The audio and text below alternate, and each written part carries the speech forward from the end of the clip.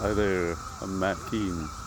Thanks for visiting Creating a Future We Want, the visionary evaluation series where I go through each page of this book, Visionary Evaluation, of which I had a tiny little part in creating, and make a little video.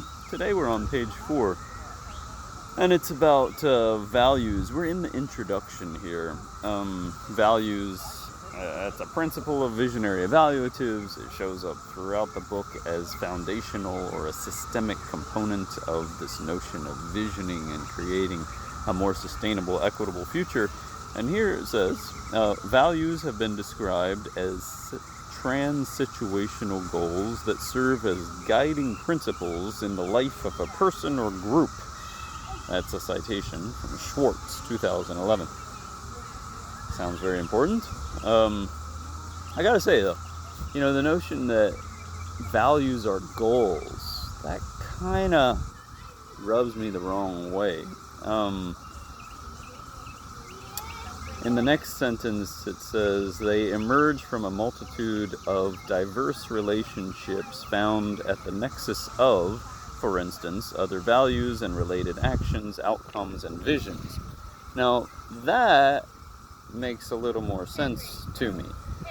The idea that there's some network structure or system related to values, that values may be more a process than a got a little dude over here super stoked about a cicada.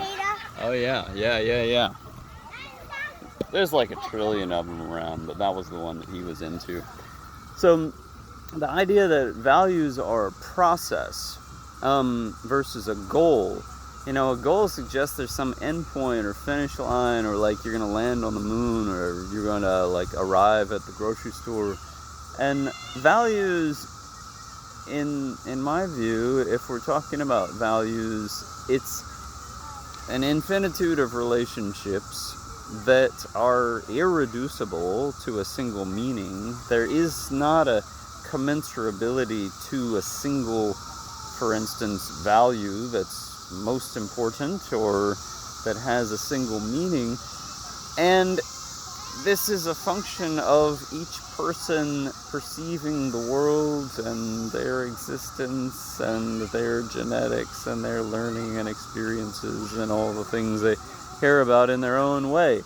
I think of this sort of principle or theory maybe in physics of, the relative simultaneity, this idea that I think I might have those words, I'm no physicist, just remembering words. The idea that each of us has our own slices of space-time that we perceive depending on where we are at a given moment. And, there's a lot of mistakes being made by taking understandings from one science or field and applying them to another, especially when it involves humans. But in this case, even if it's only figurative, it makes a ton of sense to me that I am never in the other person's shoes explicitly, exactly. And so how could I understand their meaning of a particular value, their understanding of it,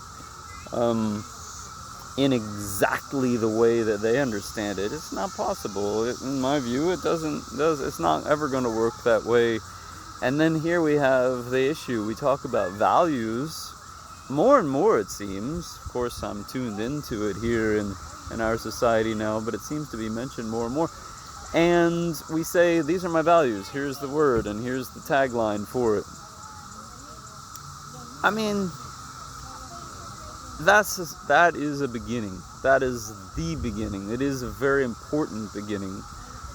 And there is so far to go to have a deep understanding of what our values are and the implications of those on the actions we take and the outcomes, the impact of those actions and their relationship to whether or not or how we create this vision of a future that we want. I'm Matt Keene. Thanks for visiting Creating a Future We Want, the Visionary Evaluation Series.